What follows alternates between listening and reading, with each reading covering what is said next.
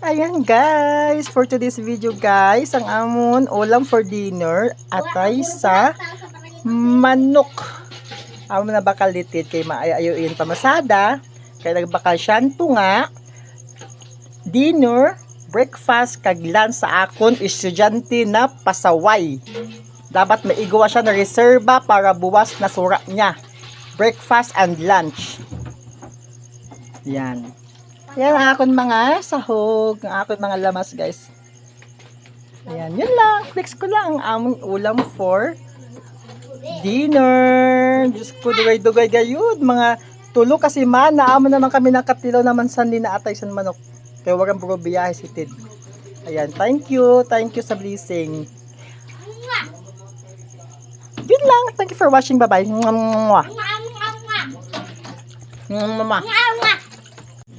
Ayan guys, ma-start na akong magluto. Butan ko rin o-ring kaya para dali siya magluto.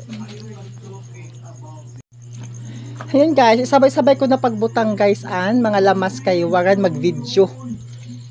Ako isa kakamot nakahuyot sa cellphone. Ayan. Sabay ko na guys an bawang, sibuyas, luy akag, sili. Kaya manamit pag maharang-harang. Ayan, tawad-tawad doon tayo. Ay, siya. Oh. Kaya guys, okay na siya guys. Ibutan ko na ang akong atay sa manok.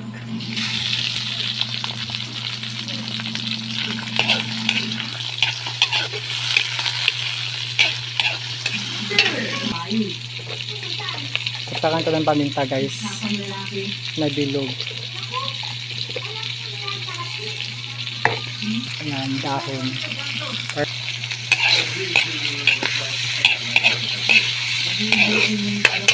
Humot na guys.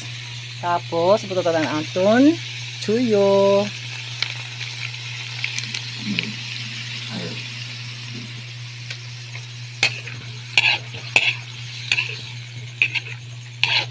Then soup.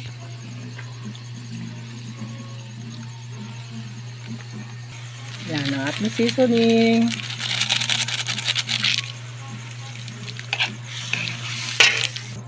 And guys, takloban alin natin kay para pagbukal okay na siya. Ayan guys, okay na ang adobong atay ng manok. Ayan, kain tayo. Thank you for watching. Bye-bye. Makaon na kami. Kain kami guys. Kain tayo.